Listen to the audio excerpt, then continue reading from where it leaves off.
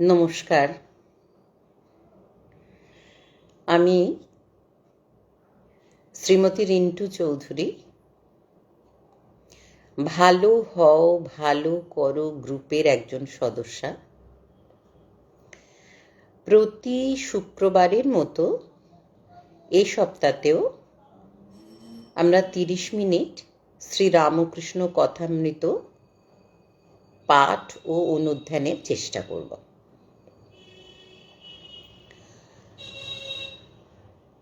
সর্বদেব দেবী স্বরূপ ভগবান শ্রী শ্রী রামকৃষ্ণদেব, জগৎ জননী জগৎ প্রসবিনী করুণাময়ী মা শারদা আর জগতাচার্য বীর সন্ন্যাসী স্বামী বিবেকানন্দের শ্রীচরণে এই পাঠ ও অনুধ্যান আমি শ্রদ্ধাঞ্জলি স্বরূপ নিবেদন করব।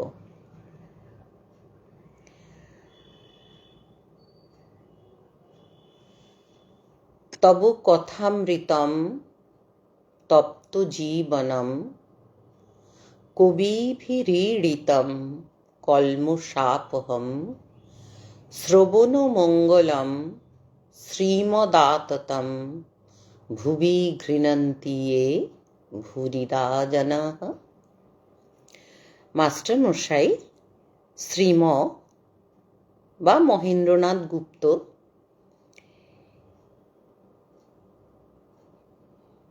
গোপী গীতা, শ্রীমদ্ ভাগবতের গোপী গীতা থেকে এই দুটো লাইন তুলে দিয়েছেন কথামৃতের উদ্দেশ্যে, যে কথামৃত আমরা কেন পড়ব বা কেন শুনব এর কারণ হিসাবে। শুরু করছি।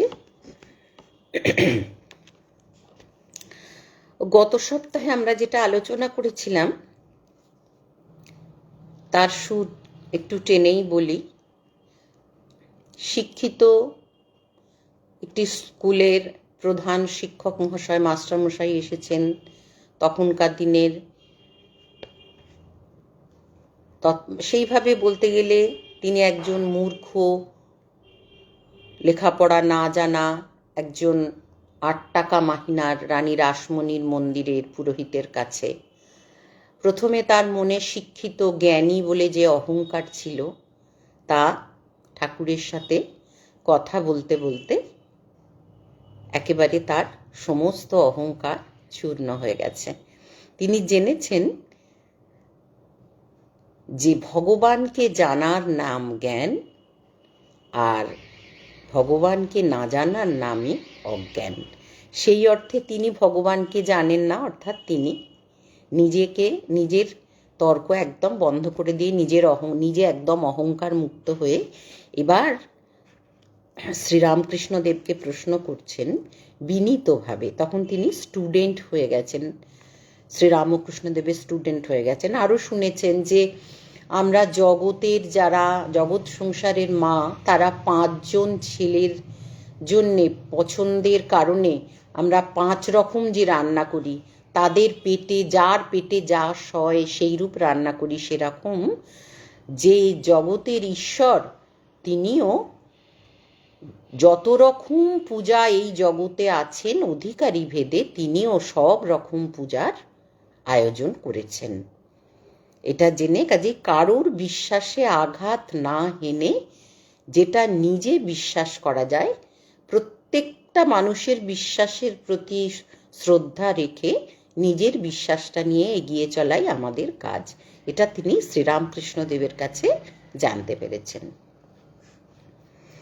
যে এবার মাস্টারমশাই বিনীতভাবে জিজ্ঞাসা করেছেন, ঈশ্বরে কি করে মন হয়, ঈশ্বরের কি করে পূজা হয়, এ কথা কিন্তু জিজ্ঞাসা করেননি। সেটা কিন্তু বাহ্যিক ব্যাপার, সেটা কিন্তু অনেক সহজ হতো। ঈশ্বরে কি করে মন হয়, এই মন যে আমাদের কি অমূল্য বস্তু, সেটা আমরা নিজেরাও অনেক ক্ষেত্রে জানি না। সেই অমূল্য বস্তুটা আমরা কি করে ঈশ্বরের কাছে নিয়ে যাব, মাস্টারমশাইয়ের প্রশ্নটা ছিল এইটাই। তার জন্যে শ্রীরামকৃষ্ণদেব তার প্রেসক্রিপশনে 4টে উপদেশের কথা তিনি বলেছেন। এক হচ্ছেন ঈশ্বরের নাম গুণগান সর্বদা করতে হয়, নাম তো করতে হয়, তাছাড়া গুণগান। গুণ না জানলে আমরা মানুষটাকে চিনব কি করে? একই নামে তো অনেক মানুষ থাকতে পারে। এই যে সারদা নাম নিয়ে যে যা কাণ্ড হয়েছে, হ্যাঁ, কাজেই আমাদের সেই মা সারদাকে চিন্তা করতে গেলে মা সারদার মূর্তি এবং মা সারদার গুণের কথা চিন্তা করতে হবে। ঠিক সেরকম শ্রীরামকৃষ্ণ দেব বা ঈশ্বরের নাম, তুমি যার নামই করো না কেন, তার গুণ সম্বন্ধে চিন্তা করলে তবেই আমরা তাকে চিনতে পারবো। না, একই নাম অনেকের হতে পারে। তাই শ্রীরামকৃষ্ণ দেব 4টি উপায় বলেছেন। প্রথম হচ্ছে ঈশ্বরের নাম গুণগান সর্বদা করতে হয়, আর মাঝে মাঝে সৎসঙ্গ বা ঈশ্বরের সাধু ব্যক্তিদের কাছে যেতে হয়, কারণ সংসার ধর্ম পালন করে তো যেতে হবে। ঠাকুর তো এটা সংসারীদের উদ্দেশ্যে বলছেন, কারণ মাস্টারমশাই নিজেও ছিলেন সংসারী। আর বলেছেন নির্জনে মাঝে মাঝে প্রথম অবস্থায় থাকতে হয়, না হলে ঈশ্বরে মন হয় না। আর একটা বলেছেন সর্বদা সৎ অসৎ বিচার করতে হয়, অর্থাৎ পার্মানেন্ট জিনিস এই জগতে কোনটা আছে, আর এই জগতের সব কিছুই পার্মানেন্ট নয়, এটাই বলতে চাইছেন। একমাত্র ঈশ্বরই সৎ কিনা নিত্য বস্তু, অর্থাৎ তিনি সর্বদা একই রকমভাবে থাকেন, তাছাড়া সবই অনিত্য, সবই আমাদের কাছ থেকে সরে সরে যাচ্ছে। এটা শুনলেন। এই 4টি প্রেসক্রিপশন হওয়ার পর এবার শ্রীরামকৃষ্ণ দেব বলছেন সব কাজ করবে কিন্তু মন ঈশ্বরেতে রাখবে। এটা বড় শক্ত, তাই বারবার করে বলছেন স্ত্রী পুত্র বাপ মা সকলকে নিয়ে থাকবে ও সেবা করবে যেন কত আপনার লোক, কিন্তু মনে জানবে যে তারা তোমার কেউ নয়। মানে তারা তোমার কেউ নয়, মানে আমরা চিরদিন কাউকে ধরে রাখতে পারবো না, তারা সবাই ঈশ্বরের।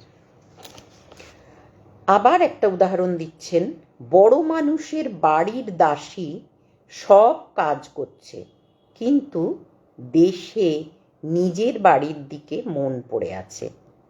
আবার সে মনিবের ছেলেদের আপনার ছেলের মতো মানুষ করে, বলে আমার রাম আমার হরি, কিন্তু মনে বেশ জানে এরা আমার কেউ নয়। কি অসাধারণ উদাহরণ! কাজে আমাদের সেই আমরা মনে করব যে এটা ঈশ্বরের, এই জগৎ হচ্ছে ঈশ্বরের সংসার, এই ঈশ্বরের জগৎ সংসারের আমরা সবাই তার দাসী, এবং আমাদের যারা মনে করছি আমার ছেলে আমার মেয়ে, তারাও সব ঈশ্বরেরই, এটাই মনে করতে বলছেন ঠাকুর। আর আমাদের আসল বাড়ি, যেটা দাসী বলছেন নিজের বাড়ি, গ্রামে নিজের বাড়ি, সে আমাদের নিজের বাড়ি হচ্ছে সেই ঈশ্বরের সান্নিধ্য। এইটা আমাদের মনে রাখতে বলছেন। আবার বলছেন, আবার আর একটা উদাহরণ দিচ্ছেন, যেহেতু বলেছেন যে সব কাজ করবে মন ঈশ্বরেতে রাখবে, সেটা কিভাবে করব, আবার আর একটা উদাহরণ দিচ্ছেন। কচ্ছপ জলে চড়ে বেড়ায়, কিন্তু তার মন কোথায় পড়ে আছে জানো? আড়ায় পড়ে আছে, যেখানে তার ডিমগুলি আছে। সংসারে সব কর্ম করবে, কিন্তু ঈশ্বরে মন ফেলে রাখবে। বাহ্যিকভাবে সব কাজ করতে করতে মনটা ঈশ্বরের দিকে ফেলে রাখার চেষ্টা করতে হবে। আর সব সময় যদি ভাবতে থাকি এই জগৎটা ঈশ্বরের, আমি ঈশ্বরের কাজই সব করছি, তাহলে ঈশ্বরকেও মনে রাখা হবে, ঈশ্বরের কাজও করা হবে। এবার বলছেন যে ঈশ্বরে মন আমরা কেন রাখবো, এই যে ভক্তি লাভ বলছেন, কেন সেটা আমরা করব। বলছে ঈশ্বরে ভক্তি লাভ না করে যদি সংসার করতে যাও, তাহলে আরো জড়িয়ে পড়বে। বিপদ শোক তাপ এসবে অধৈর্য হয়ে যাবে, আর যত বিষয় চিন্তা করবে ততই আসক্তি বাড়বে। এগুলো আমরা সংসারী মানুষরা সবাই জানি।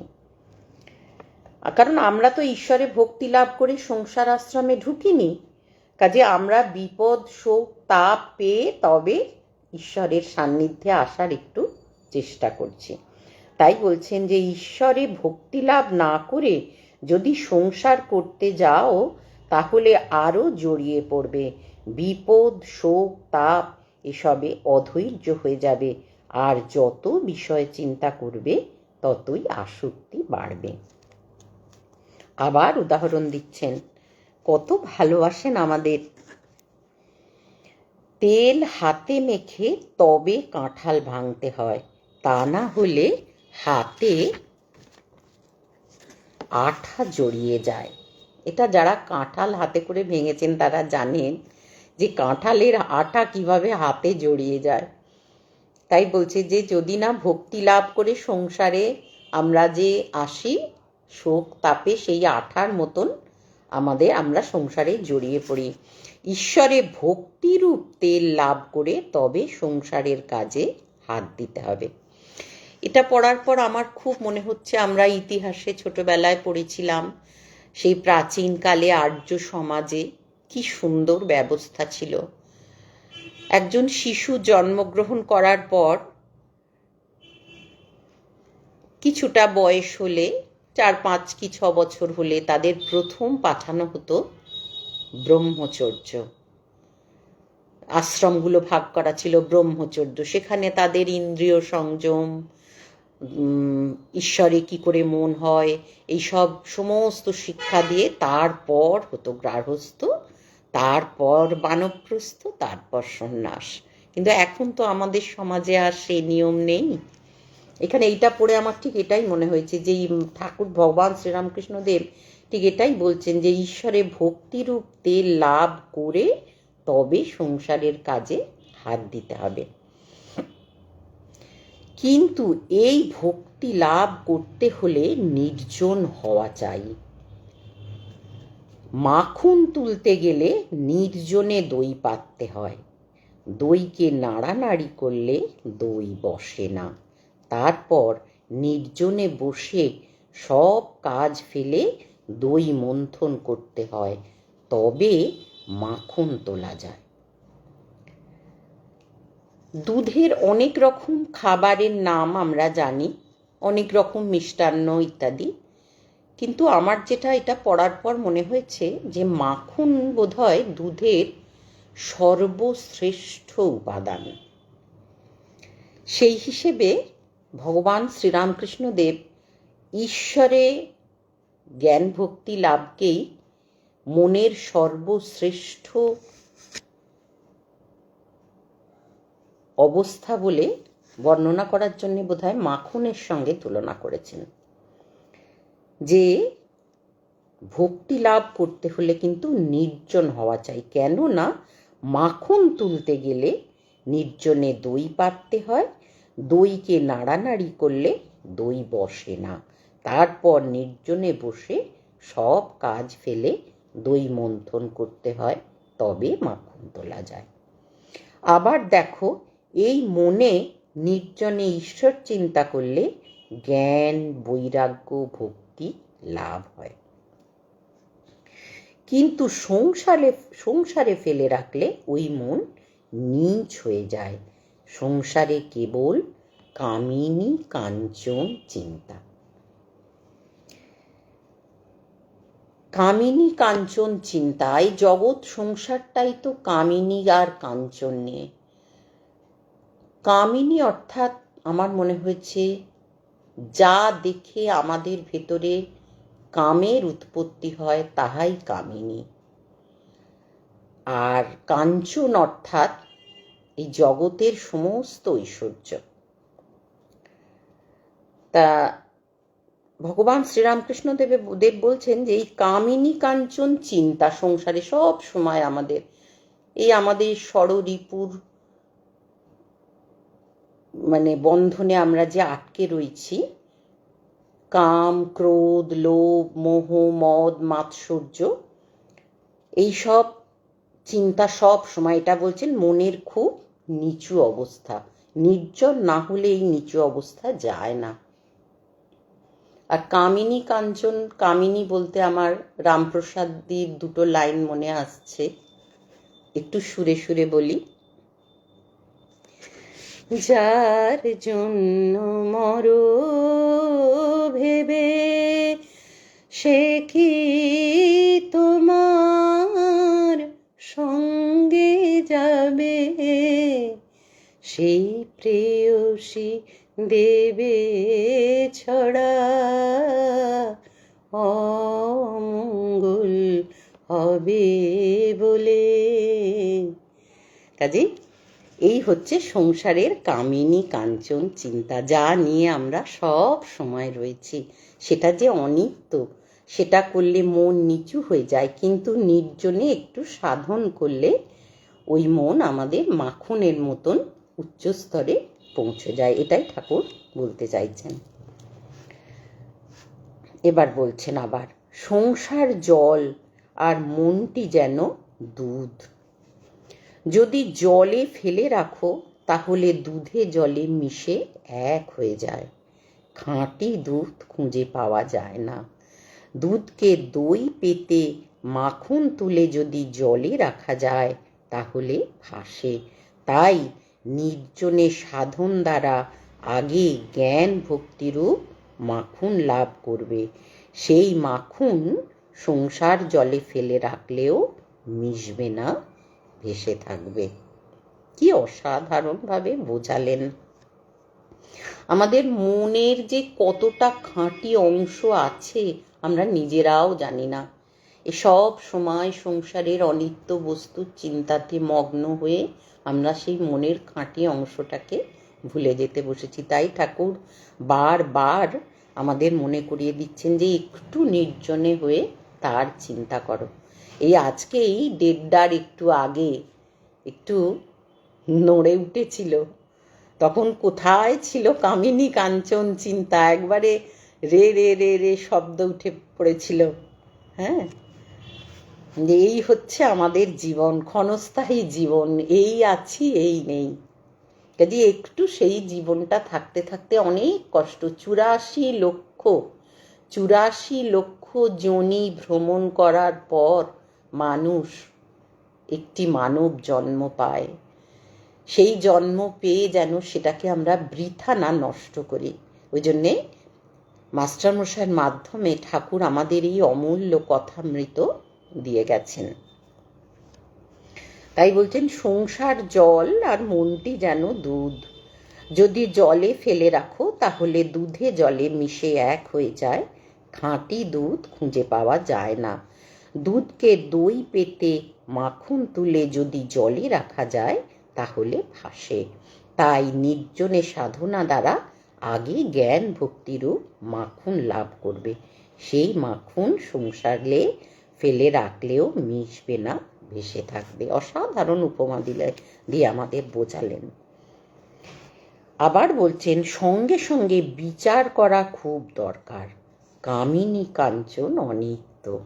একই কথা বারবার বলে আমাদের ভেতরে ঢুকিয়ে দিতে চাইছেন যে অনিত্য বস্তু দুদিনের জন্য, তার সেখানে আমরা বাস করলেও সেখান থেকে একটু নির্জনে গিয়ে যেন আমরা ঈশ্বরকে ডাকতে পারি। বিচার করা খুব দরকার যে কামিনী কাঞ্চন অনিত্য, ঈশ্বরই একমাত্র বস্তু। টাকায় কি হয়?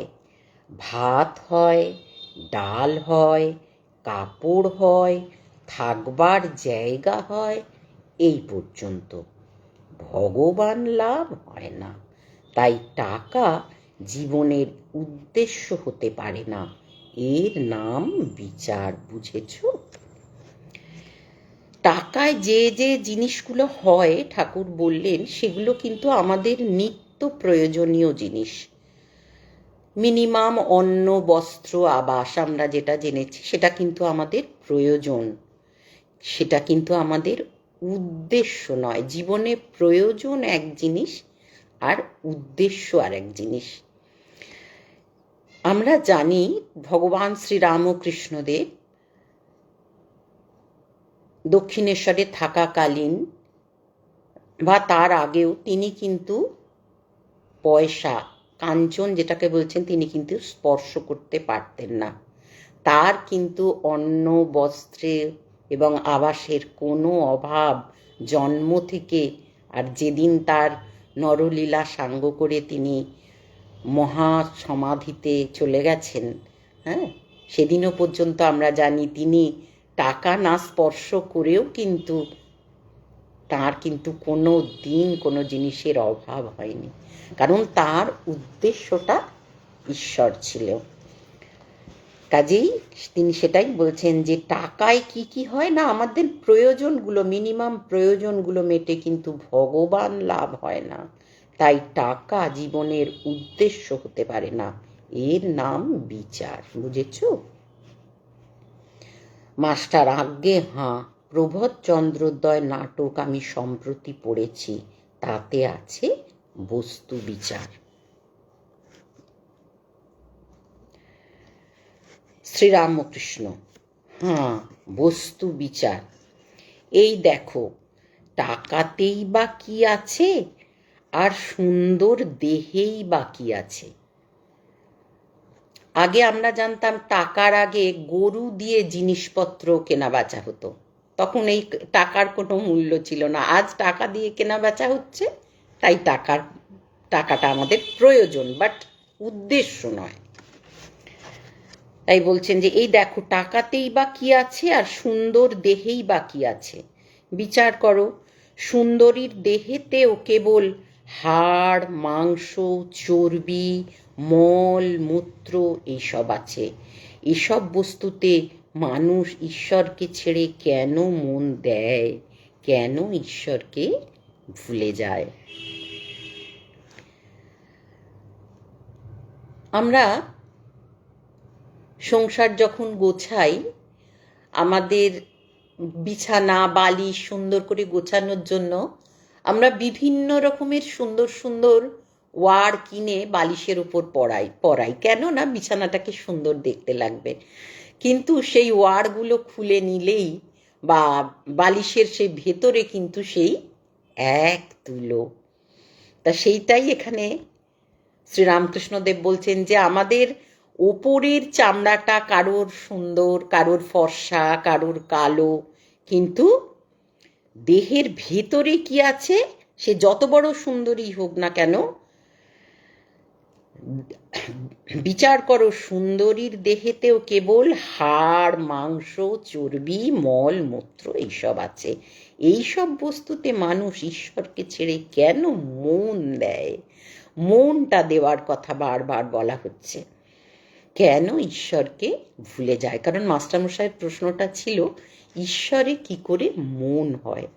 সেই জন্য মনটা ঈশ্বরকে আমরা কিভাবে দেব, ভগবান শ্রীরামকৃষ্ণদেব বারবার আমাদের নানান রকমভাবে মনে করিয়ে দিচ্ছেন যে এই সমস্ত অনিত্য বস্তু থেকে তুলে মনের মতো অমূল্য সম্পদ ঈশ্বরের কাছে সমর্পণ করো। আজকে এই পর্যন্তই পড়লাম। পড়ে শান্তি মন্ত্র দিয়ে আজকের কথামৃত পাঠ অনুধ্যান এখানেই শেষ করব।